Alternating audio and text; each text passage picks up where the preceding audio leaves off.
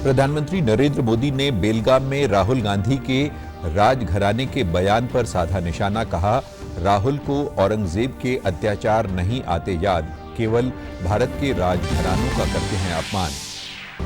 मुख्यमंत्री नायब सिंह सैनी ने यमुनानगर के रादौर में विजय संकल्प रैली को किया संबोधित। विपक्षी गठबंधन पर बोला हमला। कहा, उनके पास न तो नीति है और न ही नीयत। मुख्य सचिव TVSN प्रसाद ने गुरुग्राम में वोटर पार्क का किया उद्घाटन। लोकसभा चुनाव से संबंधित लगाई गई प्रदर्शनी का अवलोकन करते हुए सभी को वोट डालने का दिया संदेश। और कुरुक्षेत्र विश्वविद्यालय में स्थित धरोहर संग्रहालय का आज मनाया गया स्थापना दिवस। संग्रहालय में बनी हरियाणवी संस्कृति के प्रतीक चिन्ह का भी किया गया लोकार्पण।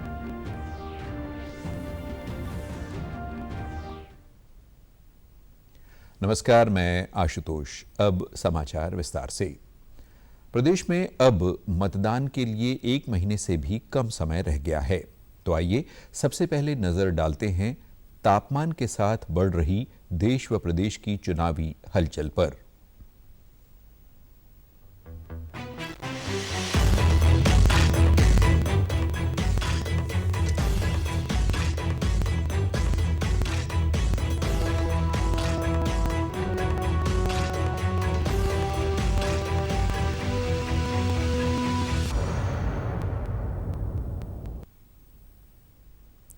प्रधानमंत्री नरेंद्र मोदी ने बेलगाम में चुनावी जनसभा को संबोधित किया।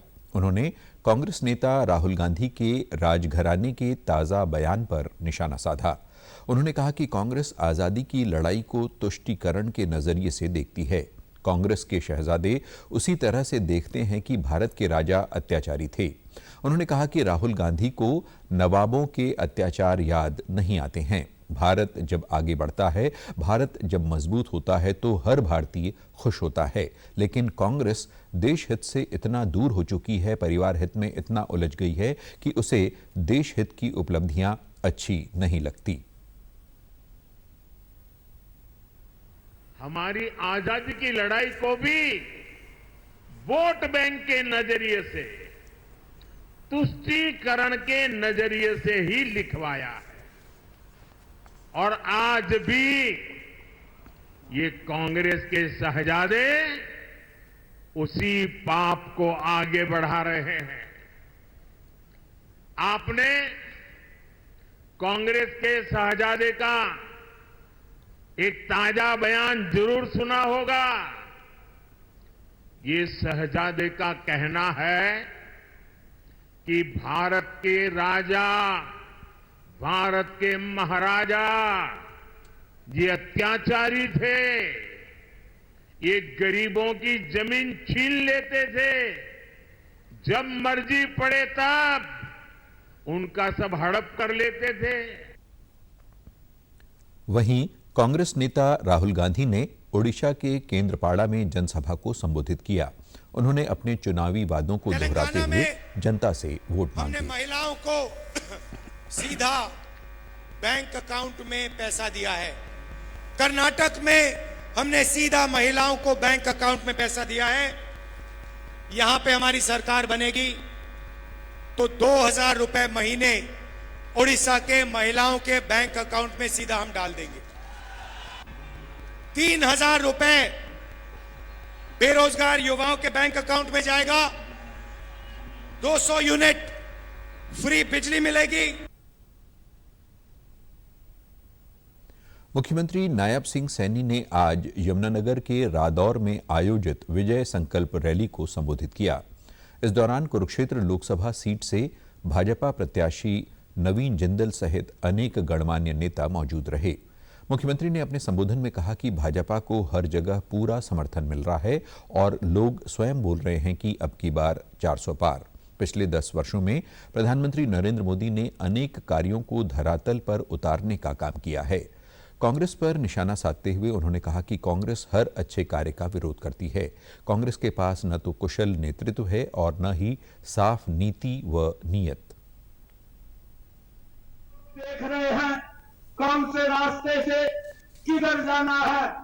हमने कहा है कि नरेंद्र मोदी जी के साथ जुड़िए, जिसने इस देश को जोड़ने का काम किया है, जिसने इस देश को विकास की ऊंचाइयों के ऊपर पहुंचाने का काम इन 10 वर्षों के अंदर किया है।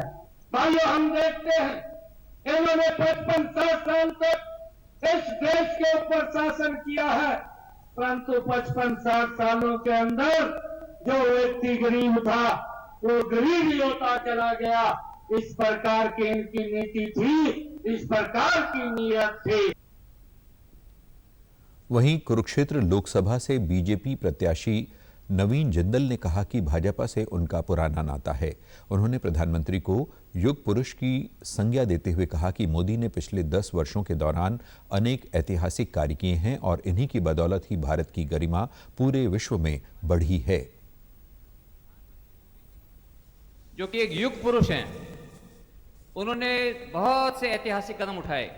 मुझसे पहले वक्ता काफ़ी उसके बारे में बोले, तो मैं इसलिए उन बातों को दोहराऊंगा नहीं, लेकिन उन्होंने इन ऐतिहासिक जो कदम उठाए उससे आज पूरे देश की गरिमा, भारत की गरिमा पूरे विश्व के अंदर फैली है। और जब हम बाहर के देशों में जाते हैं, बाहर के देशों के प्रधानमंत्रियों से मिलते हैं, राष्ट्रपतियों से मिलते हैं, मंत्रियों से मिलते हैं, वो लोग भी हमेशा मोदी जी के बारे में बहुत आदर से बोलते हैं। वो बोलते हैं कि your prime minister is a superstar. तो हमारी भी छाती बहुत चौड़ी होती है, हमें भी बहुत गर्व होता है कि दूसरे देश के लोग भी हमारे देश के बारे में इतना अच्छा बोलते हैं।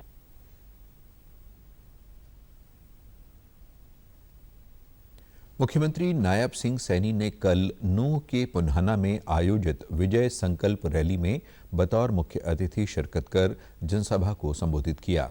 इस दौरान उन्होंने कहा कि नूंह के लोगों में हर बार जबरदस्त उत्साह देखने को मिलता है। पिछले 10 वर्षों में नूंह में विकास की एक नई क्रांति आई है। प्रधानमंत्री ने नूंह को आकांक्षी जिलों की सूची में शामिल कर लगातार आगे बढ़ाने के लिए काम किया। उन्होंने कहा कि राव इंद्रजीत सिंह को कमल का फूल देकर भेजा है, उन्हें समर्थन देना। इस इलाके के विकास की गति बढ़ाई जाएगी। आज जो उत्साह, जो जोश आज पुन्हाना मेवात के अंदर दिखाई दे रहा है, इस बात में सीधा स्पष्ट संकेत दे रखा है कि जब 25 मई को वोटिंग होगा, 4 जून को जब रिजल्ट आएगा और 400 पार सीटों के अंदर हमारा ये गुड़गांव लोकसभा भी कमल का फूल लेकर के नरेंद्र मोदी जी के पास जाएगा। इन 10 वर्षों में मेवात में एक नई विकास की करवट ली है। मैं ये भी देखता हूं कि पूर्व की सरकारों ने लंबे समय तक इस मेवात को एक वोट बैंक के लिए इस्तेमाल किया है। वोट तो लेते थे, इस प्रकार के झूठे वादे करके लोगों के अंदर भय पैदा कर वोट लेने का काम करते थे, परंतु विकास नाम की चीज यहां पर दिखाई नहीं देती थी। उन्होंने कांग्रेस पर निशाना साधते हुए कहा कि कांग्रेस ने हमेशा वोट बैंक की राजनीति की है। 2014 में जब भाजपा की सरकार बनी तो यहां पर मात्र 22 स्कूल थे, लेकिन भाजपा की सरकार में 10 सालों में 117 स्कूल अपग्रेड किए गए। ये सरकार काम करने वाली सरकार है। कांग्रेस ने जनता को केवल झूठे नारे दिए हैं। सरकार बनी भाइयों, यहाँ पर मात्र नूंह के अंदर 22 स्कूल थे, 22 स्कूल मात्र थे, परंतु देखते ही देखते 10 वर्षों के अंदर इस मेवात में भाइयों 117 स्कूल लोग बच्चों को शिक्षा के साथ जोड़ने का काम इन 10 वर्षों के अंदर ये हमारी सरकार ने किया है कि मेवात जैसा पिछड़ा क्षेत्र उसको शिक्षा के अंदर अग्रणी करने का काम ये भारतीय जनता पार्टी नरेंद्र मोदी और भारतीय जनता पार्टी के डबल इंजन की सरकार ने किया है। करनाल लोकसभा से भाजपा प्रत्याशी मनोहर लाल ने गोहाना में विजय संकल्प रैली को संबोधित किया। इस दौरान उन्होंने कांग्रेस पर निशाना साधते हुए कहा कि अब चुनावी कुश्ती को लड़ने में मजा आएगा। विकास के मामले में गोहाना भी गुरुग्राम की तर्ज पर आगे बढ़ेगा। पहले भी गोहाना में 4 नेशनल हाईवे बने हैं। उन्होंने ये भी कहा कि कांग्रेस में बौखलाहट इसलिए भी है क्योंकि जो कार्य प्रधानमंत्री नरेंद्र मोदी ने 10 साल में करके दिखाए हैं उतने कांग्रेस ने 50 साल में भी नहीं किए। भाषा बौखलाहट की भाषा शुरू हो गई है। बुखलाहट की भाषा भी क्यों ना शुरू हो, क्योंकि सामने इनको हार दिखाई दे रही है। हारते हुए व्यक्ति बौखला के बोलता है, और इसलिए बौखला रही है कि जो काम मोदी जी की सरकार ने इस 10 साल में किए हैं वो कांग्रेस की 50 से 60 साल देश में सरकार रही वो नहीं कर पाए। वो 60 साल में उसको कर नहीं पाए। आज उनको बौखलाहट होती है, हम तो 60 साल नहीं कर पाए। ये तो आते ही 10 साल के अंदर, चाहे सेंटर की गवर्नमेंट हो चाहे हरियाणा की सरकार की गवर्नमेंट हो, कितनी विषय बदल दिए, कितने ही प्रकार के और काम इन्होंने कर दिए। ये काम आज वो हाथ मलते हुए ले जाते हैं और नारे बोलते हैं, क्या हम आएंगे तो ऐसा करेंगे। सोनीपत लोकसभा सीट से कांग्रेस के प्रत्याशी सतपाल ब्रह्मचारी आज कांग्रेस भवन कार्यालय पहुंचे और कार्यकर्ताओं के साथ बैठक की। इस दौरान उन्होंने कहा कि लोकसभा में प्रत्येक गांव तक जाने के लिए सभी विधायकों के नेतृत्व में जनसंपर्क अभियान चलाया जाएगा। वे 1 मई को 11 बजे नामांकन करेंगे। उन्होंने कहा कि कांग्रेस ने हमेशा बिना भेदभाव के काम किया।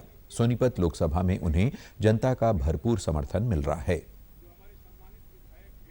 इन्होंने इतना कर रखा है, सतपाल ब्रह्मचारी को कुछ करने की आवश्यकता नहीं है। चौधरी भूपेंद्र सिंह हुड्डा का ध्येय है हरियाणा भय मुक्त हो, गुंडागर्दी खत्म हो, युवा को रोजगार मिले, व्यापारी सुरक्षित रहे, किसान को भाव ठीक मिले, मजदूर को मजदूरी ठीक मिले। ये उद्देश्य हमारी सरकार के हैं। सरकार बनने पर हरियाणा जैसे पहले 10 वर्ष पहले नंबर 1 टीवी में आता था, इसी तरह कांग्रेस की सरकार बनने के बाद माननीय नेतृत्व हुड्डा साहब के नेतृत्व में, माननीय दीपेंद्र जी के नेतृत्व में जिस दिन यहाँ सरकार बन जाएगी उस दिन हरियाणा नंबर 1 हो। कांग्रेस ने कभी भेदभाव नहीं किया। जब तक कांग्रेस रही, जींद में यूनिवर्सिटी बनी, आपके सामने चौधरी रणवीर सिंह विश्वविद्यालय, और सोनीपत में भी हमारे जो विधायक थे सबने काम किया। लेकिन इनके साथ सरकार ने, भारतीय जनता पार्टी की सरकार ने, भारतीय जनता पार्टी के मुख्यमंत्री ने आपके साथ भेदभाव किया है। गुरुग्राम लोकसभा क्षेत्र से भाजपा उम्मीदवार राव इंद्रजीत सिंह ने कल रेवाड़ी के बावल में जनसभा को संबोधित किया। इस दौरान उन्होंने कहा कि भाजपा ने हरियाणा में समान रूप से विकास किया है। बावल में भी अनेक विकास कार्य हुए हैं। उन्होंने कहा कि प्रधानमंत्री नरेंद्र मोदी को अगले 5 साल और चाहिए ताकि वे आमजन के सपनों का भारत बनाने की दिशा में कार्य कर सकें। उन्होंने लोगों से कहा कि विपक्ष के बहकावे में आने की जरूरत नहीं है। भाजपा देश व प्रदेश में एक बार फिर से अपनी सरकार बनाएगी। उन्होंने लोगों से अपने पक्ष में मतदान करने की अपील भी की। मंडी के अंदर ये रैली हुई है। मैं समझता हूँ कि जो जोश भरा हुआ माहौल मुझको नजर आया वो पहले शायद दूसरी जगहों के मेरे को नजर नहीं आया है, क्योंकि मैंने और कहीं करी नहीं है। लेकिन बावल से शुरुआत हुई है और बहुत भारी तादाद के अंदर जो यहाँ पर लोगों को आमंत्रित किया उनका मैं धन्यवाद करता हूँ, क्योंकि बहुत ही सफल रही। कांग्रेस जाने उसके बारे में हम क्या कह सकते हैं, लेकिन बोल बता रहे हैं उनके सामने हुई यहाँ का अनाउंसमेंट। कांग्रेस के उम्मीदवारों के ऊपर मैं टिप्पणी नहीं करना चाहता, सिर्फ उतना ही कहना चाहता हूँ कि हमारी पार्टी इस बात पर विश्वास रखती है कि जो किसी और ने काम किया है उसको छोटा नहीं दर्शाएंगे, अपनी लाइन उससे बड़ी खींचेंगे। कांग्रेस पार्टी द्वारा कुमारी सैलजा को सिरसा से लोकसभा उम्मीदवार बनाए जाने के बाद उन्होंने आज कार्यकर्ताओं से मुलाकात की, जहां उनका उत्साह के साथ स्वागत किया गया। इसके बाद उन्होंने डबवाली, रानिया और एलनाबाद विधानसभा में पार्टी कार्यकर्ताओं के साथ बैठक भी की। उन्होंने कहा कि सिरसा के लोगों ने उन्हें पहले भी आशीर्वाद दिया है और अब वे फिर से यहां की जनता का आशीर्वाद लेने आई हैं। कुमारी सैलजा ने केंद्र सरकार पर निशाना साधते हुए कहा कि आज महंगाई और बेरोजगारी सबसे बड़े मुद्दे हैं जो भाजपा को नजर नहीं आ रहे हैं। यहाँ पर सिरसा के लोगों ने जो इतना प्यार और आशीर्वाद दिया था, फिर से यहाँ के लोगों का प्यार और आशीर्वाद लेने के लिए मैं आई हूँ। वोटिंग हमारी 25 मई को सिरसा में, तब तक हम हर जगह पहुँचने का पूरा प्रयास करेंगे। मेरा प्रयास होगा, लेकिन हमारे जो कांग्रेस पार्टी के नेता हैं, वर्कर हैं, वो सब लोगों के पास जाकर उनसे वोट मांगेंगे, उनसे वोट की अपील करेंगे। आज के दिन के जो हालात हैं वो लोगों के सामने रखते हुए कांग्रेस पार्टी के लिए और मेरे लिए यहाँ पर वोट हम मांगेंगे, हाथ जोड़कर सबसे वोट मांगेंगे। बहुजन समाज पार्टी के प्रदेश अध्यक्ष राजबीर सोरखी ने कल सिरसा में एक प्रेस वार्ता को संबोधित किया। इस दौरान उन्होंने बताया कि सिरसा लोकसभा क्षेत्र से लीलूराम आसाखेड़ा को पार्टी ने अपना उम्मीदवार घोषित किया है। बसपा प्रदेश की सभी 10 लोकसभा सीटों पर चुनाव लड़ेगी। बहुजन समाज पार्टी सत्ता परिवर्तन के साथ साथ व्यवस्था परिवर्तन का काम करेगी। उन्होंने कहा कि देश के वर्तमान हालात बड़े विकट हैं। पिछले 10 सालों में मौजूदा सरकार ने किसान, मजदूर, व्यापारी सहित सभी वर्गों को सड़कों पर आने को मजबूर कर दिया। सरकार की गलत नीतियों के कारण देश काफी पीछे चला गया है। लीलूराम आसाखेड़ा जी को आदरणीय बहन कुमारी मायावती जी ने सिरसा लोकसभा से प्रत्याशी बनाने का काम किया है। बहुजन समाज पार्टी हरियाणा प्रदेश के अंदर 10 की 10 लोकसभा सीटों के ऊपर चुनाव लड़ रही है। हमारा जो प्रत्याशी है, भले ही उद्योगपति ना हो, बड़ाई भले ही धना सेठ ना हो, लेकिन ये कांग्रेस और बीजेपी के प्रत्याशियों की यहाँ जमानत जब्त करवाने का काम करेंगे। तो भारतीय जनता पार्टी को आज बहुत सारे हरियाणा में लोकसभा के प्रत्याशी उधार लेने पड़ रहे हैं। रही बात कांग्रेस की जो हालात हैं, हरियाणा प्रदेश के अंदर एक शैलजा जी की कांग्रेस है, एक हुड्डा जी की कांग्रेस है, एक सुरजेवाला जी की कांग्रेस है, एक किरण चौधरी जी की कांग्रेस है, एक कैप्टन अजय सिंह यादव जी की कांग्रेस है। कांग्रेस के आंतरिक जो हालात हैं वो ठीक नहीं है। इसलिए ऐसी परिस्थितियों में इस देश के अंदर बहुजन समाज पार्टी एकमात्र विकल्प बचती है।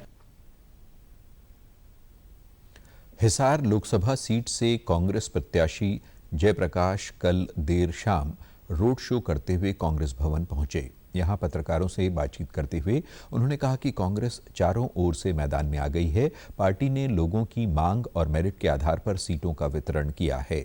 उन्होंने कहा कि बीते वर्षों में भाजपा ने कोई विकास कार्य नहीं करवाए हैं। उन्होंने क्षेत्रीय पार्टियों पर निशाना साधते हुए कहा कि ये पार्टियां भाजपा की सहयोगी हैं और जनता इस बार इनके प्रत्याशी को वोट नहीं देगी।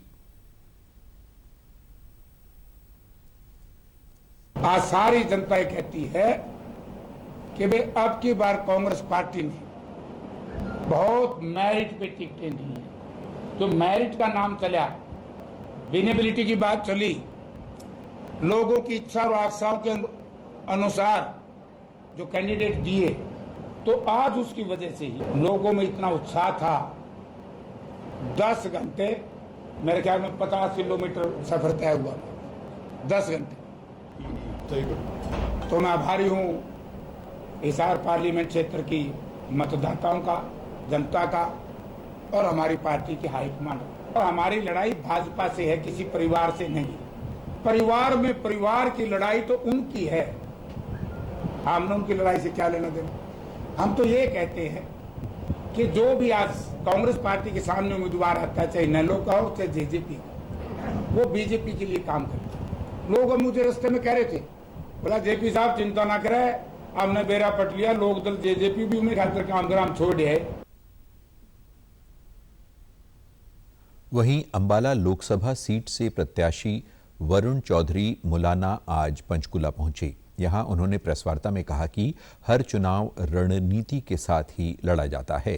कांग्रेस की रीढ़ उसके कार्यकर्ता हैं और उन्होंने मन बना लिया है कि वे स्वयं को पार्टी का उम्मीदवार मानकर चुनाव लड़ेंगे और जीतेंगे भी। एक सवाल के जवाब में उन्होंने कहा कि आमजन भाजपा से विक्षुब्ध है, इसलिए इनके उम्मीदवार जहां भी जा रहे हैं उन्हें विरोध का सामना करना पड़ रहा है। उन्होंने कहा कि वे खुद को कुछ एक मुद्दों तक ही सीमित नहीं रखेंगे, बल्कि प्रत्येक उस मुद्दे पर काम करेंगे जो जनता के हित में होगा। उन्होंने भाजपा पर कटाक्ष करते हुए कहा कि आज जुमलेबाज भी गारंटी दे रहे हैं। कांग्रेस ने जो कहा है वो करके दिखाया है और आगे भी करके दिखाएगी। और आप आएंगे तो वो आपको देखने को मिलेगा। जहां तक रणनीति की बात है, हर चुनाव रणनीति के साथ ही लड़ा जाता है। भारतीय जनता पार्टी के उम्मीदवार जहां जहां जा रहे हैं, उनका किस प्रकार से तिरस्कार जनता कर रही है। वो क्यों कर रही है कि कहीं ना कहीं वो जो नीतियां थी वो कुनीतियां थी, जिसको हरियाणा प्रदेश की जनता ने पसंद नहीं किया। अंबाला लोकसभा की जनता, अंबाला लोकसभा के वासी पहुंचाएंगे, उनकी आवाज वहां गूंजेगी। वहां पर मौन व्रत धारण करके नहीं बैठूंगा। पिछले 10 साल में कोई आवाज सुनाई नहीं दी कि किसी ने कोई यहां का मुद्दा उठाया। तो ये मेरा आश्वासन है अंबाला लोकसभा वासियों से कि आपकी आवाज लोकसभा के अंदर गूंजेगी, क्योंकि सब कुछ ठीक नहीं रहा जैसे आपने कहा। गुरुग्राम के उपायुक्त निशांत कुमार यादव ने आज एक प्रेस वार्ता कर लोकसभा चुनाव तैयारियों की जानकारी साझा की। उन्होंने बताया कि गुरुग्राम लोकसभा क्षेत्र में 9 विधानसभा सेगमेंट में 2407 सामान्य मतदान केंद्र, 74 सहायक मतदान केंद्र व कमजोर वर्ग के मतदाताओं के लिए 86 मतदान केंद्र बनाए गए हैं। इन सभी बूथों पर कुल 25,33,958 मतदाता अपने मताधिकार का प्रयोग करेंगे। उन्होंने कहा कि इस बार लोकसभा चुनाव में 85 वर्ष से अधिक उम्र के लोग और 40% से अधिक दिव्यांगता वाले लोग घर से वोट डाल सकेंगे। लोकसभा चुनाव में पहली बार ये सुविधा दी जा रही है। उन्होंने बताया कि भारत निर्वाचन आयोग के निर्देश के अनुसार अधिसूचना जारी होने के 5 दिन के अंदर संबंधित क्षेत्र के BLO चिन्हित मतदाताओं के घर घर जाकर फॉर्म 12D भरवाकर जमा करेंगे। गुरुग्राम लोकसभा क्षेत्र की प्रत्येक विधानसभा में विशेष कैटेगरी के बूथ बनाए जाएंगे, जिसमें उसी कैटेगरी से संबंधित लोग चुनावी प्रक्रिया संपन्न करवाएंगे। उपायुक्त ने कहा कि लोकसभा चुनाव 2024 की नामांकन प्रक्रिया कल अधिसूचना जारी होने के साथ ही शुरू हो जाएगी। अधिसूचना जारी होने के बाद 6 मई तक सुबह 11 बजे से दोपहर 3 बजे तक उम्मीदवारों के नामांकन पत्र दाखिल किए जाएंगे। हमने इंश्योर कराई है लोकेशंस पे, ताकि जो भी हमारा PWD वोटर आता है उसको असुविधा ना हो। दूसरा, हर एक बूथ पे वेटिंग एरिया जरूर बना होगा, ताकि जो लंबे कोई क्यू है अगर, तो वोटर्स आराम से छाया में बैठ करके वेट कर सकें, चाहे वो बरामदा हो, चाहे वो टेंटेज लगा करके अरेंजमेंट्स किए जाएं, बट अरेंजमेंट जरूर किए जाएंगे। इसके अलावा पानी के पीने की व्यवस्था हर बूथ पे होगी, टॉयलेट्स की व्यवस्था हर बूथ पे होगी, और हम कोशिश कर रहे हैं, प्लान कर रहे हैं कि मोबाइल हेल्थ यूनिट्स भी हम डिप्लॉय करें। ये CSR की मदद से हम बनाएंगे, क्योंकि गर्मी में हीट वेव की आशंका ज्यादा है, तो इनको भी अप्रोप्रिएट लोकेशंस पे तैनात करेंगे ताकि इमीडिएटली इनको मोबिलाइज किया जा सके। तो ये सारी व्यवस्थाएं हम बूथ लेवल पे कर रहे हैं। मुख्य सचिव TVSN प्रसाद ने कल गुरुग्राम के विकास सदन परिसर में CSR ट्रस्ट के सहयोग से बनाए गए वोटर पार्क का उद्घाटन किया। पार्क में चुनाव, मतदान और लोकसभा चुनाव से संबंधित लगाई गई प्रदर्शनी की मुख्य सचिव ने प्रशंसा करते हुए कहा कि इस प्रकार की गतिविधियां अन्य जिलों में भी करवाई जाएंगी। उपायुक्त निशांत कुमार यादव ने मुख्य सचिव को वोटर पार्क में बनाए गए बूथ पर सर्वप्रथम EVM मशीन और VVPAT की जानकारी दी।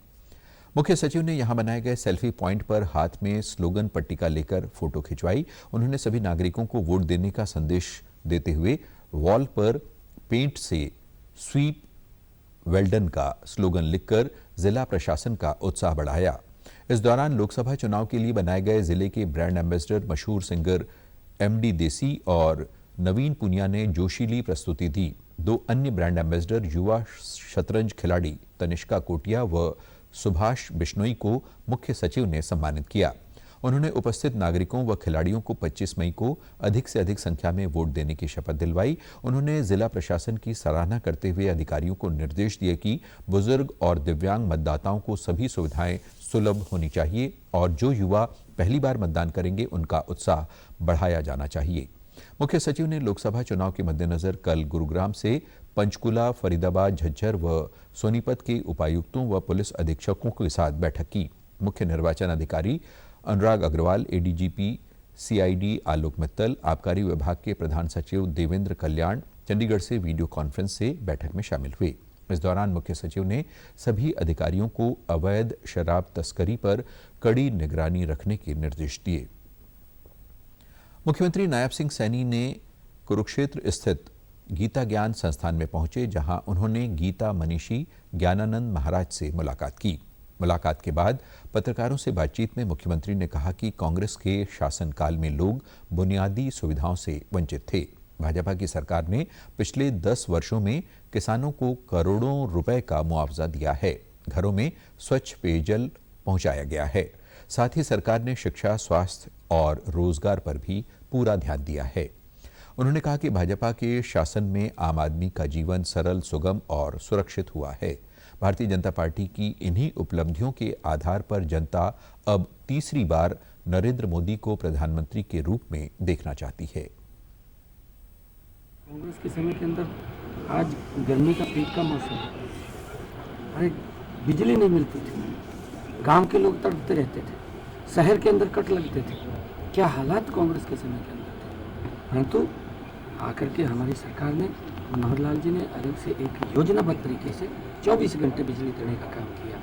आज इन बातों को, चाहे बिजली की बात है, चाहे लोगों के आयुष्मान कार्ड बनाने की बात है, चाहे बीपीएल कार्ड बनाने की बात है, चाहे उनको माताओं को, बहनों को घर के अंदर नल और स्वच्छ जल पहुंचाने की बात है, बिना पर्ची बिना खर्ची के युवाओं को रोजगार देने की बात है। ये सरकार ने 10 वर्षों के अंदर ज़बरदस्त काम किए हैं। देश को नरेंद्र मोदी जी ने सुरक्षित किया है, देश को मजबूत किया है, देश के लोगों का विश्वास बढ़ाने का काम नरेंद्र मोदी जी ने पिछले 10 वर्षों के अंदर किया है। आज देश के लोग नरेंद्र मोदी जी को तीसरी बार प्रधानमंत्री। हिसार की आदमपुर विधानसभा से विधायक भव्य बिश्नोई को भाजपा द्वारा नई जिम्मेदारी दी गई है। मुख्यमंत्री और हरियाणा भाजपा के प्रदेशाध्यक्ष नायब सिंह सैनी ने उन्हें भारतीय जनता युवा मोर्चा का प्रदेश प्रभारी नियुक्त किया है। भव्य बिश्नोई ने एक्स पर अपने संदेश में मुख्यमंत्री का धन्यवाद करते हुए कहा कि मैं हरियाणा के युवाओं को भरोसा दिलाता हूं कि मैं उनकी आवाज़ बनूंगा और उनकी अपेक्षाओं पर खरा उतरूंगा। हाल ही में मुख्यमंत्री ने कुलदीप बिश्नोई के दिल्ली आवास में उनसे मुलाकात की थी। इसके बाद ये चर्चा थी कि कुलदीप बिश्नोई को मना लिया गया है। कुरुक्षेत्र विश्वविद्यालय में स्थित धरोहर संग्रहालय का आज स्थापना दिवस मनाया गया। इस सांस्कृतिक संग्रहालय की स्थापना के बाद अब तक इसे 2 करोड़ से भी ज्यादा पर्यटक देख चुके हैं। इसे बने 18 वर्ष हो चुके हैं। इस अवसर पर हवन किया गया और साथ ही संग्रहालय में बनी हरियाणवी संस्कृति के प्रतीक चिन्ह का भी लोकार्पण किया गया। इस मौके पर विश्वविद्यालय के कुलपति डॉक्टर सोमनाथ सचदेवा ने कहा कि धरोहर संग्रहालय की 2006 में स्थापना हुई थी और हर वर्ष लाखों पर्यटक इसका दौरा करते हैं। आज देश विदेश तक इस संग्रहालय की ख्याति पहुंच चुकी है और ये हरियाणवी संस्कृति की बड़ी पहचान बन चुका है। संग्रहालय के क्यूरेटर डॉक्टर विवेक चावला ने कहा कि धरोहर संग्रहालय को स्थापित करने का उद्देश्य यहां आने वाले विद्यार्थियों और पर्यटकों को प्रदेश के रीति रिवाजों और संस्कृति के बारे में जानकारी हासिल करवाना है। एक बाल्यावस्था को पार करके अभी युवावस्था के अंदर हमारा धरोहर प्रवेश कर रहा है। गाँवों की लाइफ कैसे सेल्फ सस्टेनेबल हुआ करती थी, कैसे बेरोजगारी नहीं हुआ करती थी, इसको बखूबी यहाँ पर जो रूरल एरिया से रिलेटेड विभिन्न प्रोफेशंस हुआ करते थे उसको दर्शाया गया है, ताकि हमारी जो आने वाली पीढ़ियां हैं उनको ये ज्ञात रहे कि किस तरह से एक रूरल लाइफ उनके एंसेस्टर्स की हुआ करते थे, किस तरह के प्रोफेशंस हुआ करते थे। इस सब चीज़ को बहुत बखूबी से यहाँ पर प्रस्तुत किया गया है। आज इसकी आयु 18 वर्ष हो गई है और इसको अगर यूँ कहें कि अपनी बाल्यावस्था से युवावस्था में प्रवेश कर रहा है। कुरुक्षेत्र विश्वविद्यालय ही मात्र एक ऐसा विश्वविद्यालय है जिसने अपनी धरोहर को संजो कर रखा है। हमारी नई पीढ़ी के लिए, हमारे कुरुक्षेत्र में आने वाले जितने भी पर्यटक हैं उनके लिए लगभग आप मान के चलें 1.5 से पौने 2 लाख, इस वर्ष जो है वो 2 लाख लोगों का यहाँ आगमन हुआ। हमारी 30 रुपए की एक टिकट है क्योंकि इसको मेंटेन करना है और सेंट्रल एयर कंडीशन है इसकी व्यवस्था बनाने के लिए, क्योंकि हमारा बहुत बड़ा स्टाफ भी है और सब चीज़ें व्यवस्थित होती हैं। तो इसके 3 अलग अलग प्रकार के टिकट, जो 5 वर्ष से कम है वो फ्री है। 5 वर्ष से 10 वर्ष तक के जो बच्चे हैं उनकी टिकट जो है 10 रुपये है। 10 वर्ष से अधिक के जो बच्चे हैं, जो स्कूली बच्चे हैं, ग्रुप में आते हैं, उनकी 20 रुपये टिकट लगती है और एक सामान्य जो भी यहाँ पर्यटक आता है उसको 30 रुपए की टिकट लेनी पड़ती है। संग्रहालय देखने आए पर्यटकों ने कहा कि धरोहर संग्रहालय देखकर उन्हें बहुत अच्छा लगा। ये संग्रहालय नई पीढ़ी को अपनी पुरानी परंपराओं व वस्तुओं से रूबरू करवा रहा है। खादी के वस्त्र, पुराने बर्तन जो भी धातु से बने हुए थे, पुराने जो कपड़े हैं और उनसे रिलेटेड जो भी है, अच्छा पहनावा, अच्छा खाना पीना, सब बहुत बढ़िया सिस्टम कर रखा है। बच्चों से को दिखाना चाहिए कि भाई पुराने ज़माने में ऐसी ऐसी चीज़ें होती थी। हर बच्चे को जानकारी होनी चाहिए। अच्छा खाओ, अच्छा पहनो, अच्छा सोचो। पुराने ज़माने में ये चीज़ें होती थी जो कि आज बच्चों को यहीं संग्रहालय में ही देखने को मिलती हैं, अदरवाइज और कहीं नहीं मिलती। उत्तराखंड में नैनीताल और कुमाऊं के जंगलों में लगी आग पर मुख्यमंत्री पुष्कर सिंह धामी ने समीक्षा बैठक की।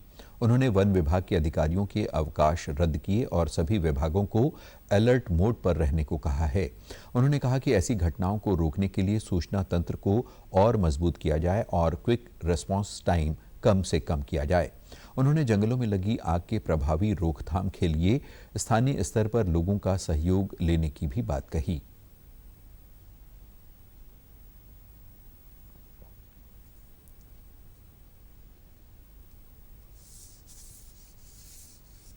के साथ काम करने के लिए और जो फायर स्टेशन है उनको एक्टिव करने के लिए कहा है।